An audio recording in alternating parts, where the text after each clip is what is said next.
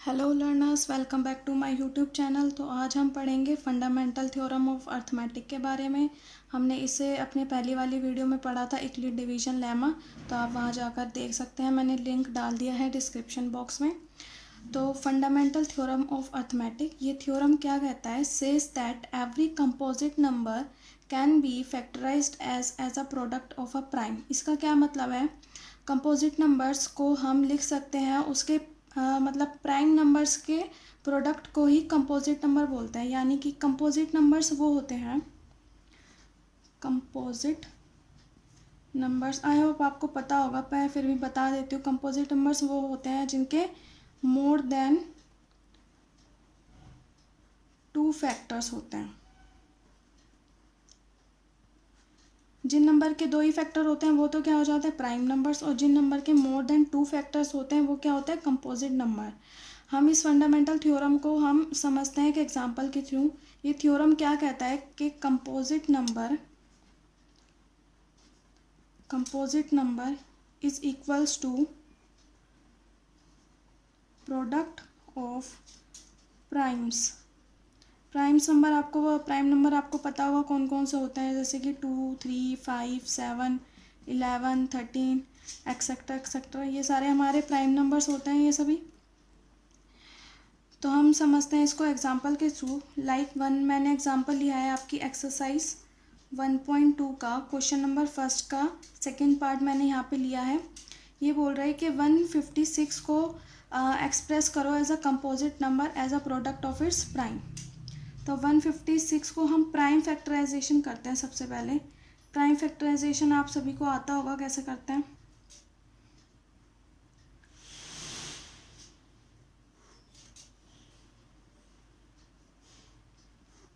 यही आएगा।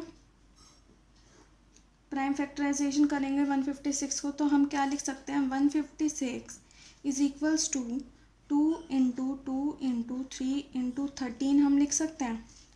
और यहाँ पे हम क्या देख सकते हैं कि 2, 2, 3 एंड 13 ये सभी क्या है? हमारे प्राइम्स नंबर हैं। क्या है? प्राइम नंबर है। तो ये जो इस थ्योरम में इन्होंने कहा था कि composite number is equal to the product of the primes. तो कंपोजिट नंबर जितने भी नंबर्स होते हैं जिसके मोर देन 2 फैक्टर्स होते हैं उनको हम प्राइम के प्रोडक्ट्स की तरह शो कर सकते हैं। तो ये हमारी बात यहाँ क्या हो गई? प्रूव हो गई। सेम ऐसे ही और भी बहुत सारे पार्ट हैं इस क्वेश्चन के, आप वहाँ से जाके प्रैक्टिस कर सकते हैं। लाइक इसका फर्स्ट पार्ट है, हम एक और क्वेश्चन कर लेते हैं। 140 को हमें प्रूव करना है, कंपोजिट नंबर है 140 as a product of prime factors. 140 को प्राइम फैक्टराइज करते हैं, क्या आता है?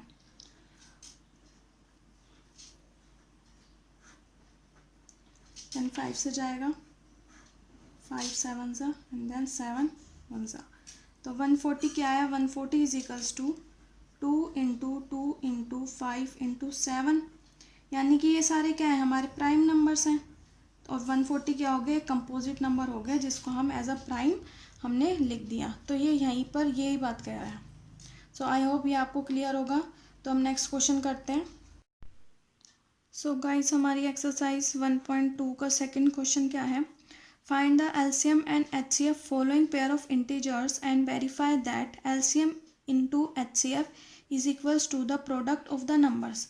हमने यहाँ पे 2 नंबर्स ले लिए हैं और ये कह रहा है कि प्रूव करो। पहले तो हमें इनका एलसीएम एंड एचसीएफ निकालना है, देन कह रहा है प्रूव करो product of LCM and HCF is equal to product of the 2 numbers. तो पहले तो हम इन दोनों नंबर्स का LCM and HCF find out करते हैं। 26, पहले इसको प्राइम फैक्टराइज करेंगे। 26 हम लिख सकते हैं इज इक्वल्स टू 2 इंटू में 13 एंड 91 सेम इसी तरह है। तो 91 को हम क्या लिख सकते हैं? 7 इंटू में 13। तो अब हम देखें एचसीएफ क्या होता है। एचसीएफ यानी कि हाईएस्ट कॉमन फैक्टर, यानी कि जो हमने 2 इंटीजर्स लिए हैं उन दोनों में कौन सा ऐसा फैक्टर है जो दोनों में कॉमन है और वो हाईएस्ट है। यानी कि इन दोनों में कॉमन क्या है? 13। तो यहाँ पे एचसीएफ क्या हो गया? 13 हो गया यहाँ पे एचसीएफ। एंड एलसीएम क्या होता है? एलसीएम यानी कि लीस्ट कॉमन फैक्टर, यानी कि यहाँ पे जो हमारी कॉमन डिजिट है उसको तो हम यहाँ पे 1 टाइम लिखते हैं एलसीएम में, एंड जो बाकी रह गया यानी कि 2 मल्टीप्लाई बाय 7, और जो रह गया उनको 1 1 टाइम जितनी भी और भी बाकी जो भी डिजिट्स हैं वो भी हम सब लिख लेंगे। और यहाँ पे जो रह गया वो क्या आ जाएगा हमारा एलसीएम। तो एलसीएम यहाँ आ जाएगा हमारा 182। अब ये यहाँ पे एक चीज़ और इसमें बोला है कि वेरीफाई करो product of LCM into HCF is equals to the product of two numbers. यहाँ पे हम एलसीएम इंटू में एचसीएफ करेंगे। पहले हम यहाँ पे कर रहे हैं लेफ्ट हैंड साइड को प्रूव कर रहे हैं। एलसीएम क्या है यहाँ पे हमारा 182 एंड एचसीएफ क्या है यहाँ पे हमारा 13, 2, 3, 6, 6। नाउ अब हम दोनों नंबर्स का प्रोडक्ट करेंगे राइट हैंड साइड। नंबर्स क्या है हमारे 26 इंटू में 91।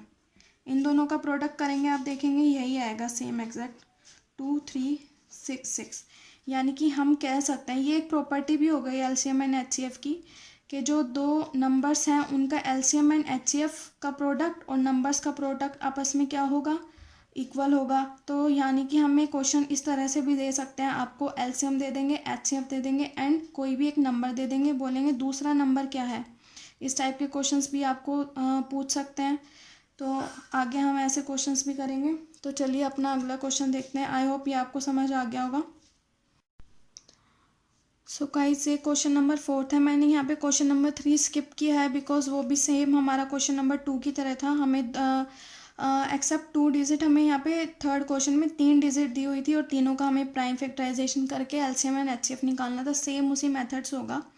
ये हमारा क्वेश्चन नंबर 4 है। क्वेश्चन नंबर 4 क्या कह रहा है, given that HCF is equals to 9। हमें 2 इंटीजर्स दिए हुए हैं 306 एंड 657 और इन दोनों का एचसीएफ हमें क्या बोला है 9 गिवन है।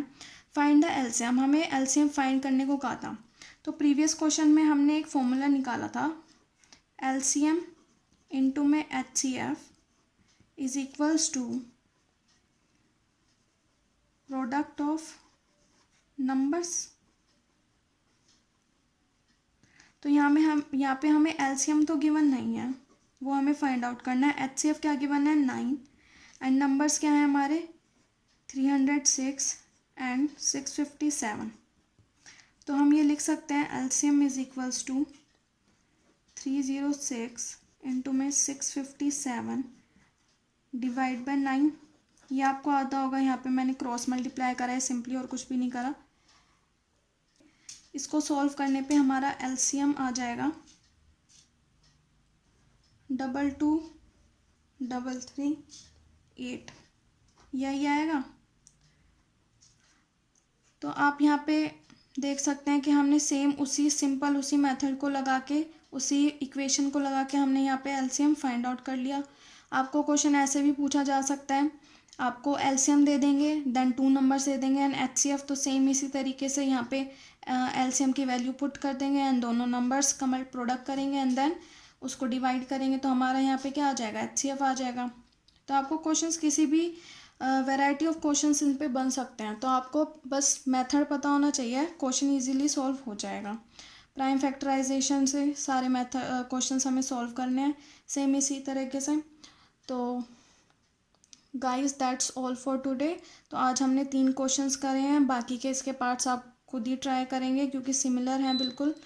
अब अपनी नेक्स्ट वीडियो में मैं आपको एलसीएम एंड एचसीएफ से रिलेटेड कुछ एप्लीकेशन बेस्ड क्वेश्चन कराऊंगी। बहुत ही इम्पोर्टेंट है, ज़रूरी नहीं है वो आपके पेपर में आए बट आपको आने चाहिए क्योंकि आजकल काफ़ी कॉम्पिटिटिव एग्ज़ाम्स वगैरह भी बच्चों के होते रहते हैं 10th लेवल पे। तो वो सब क्वेश्चंस आपको वहाँ पे हेल्प करेंगे। सो मेरी नेक्स्ट वीडियो देखना मत भूलिएगा।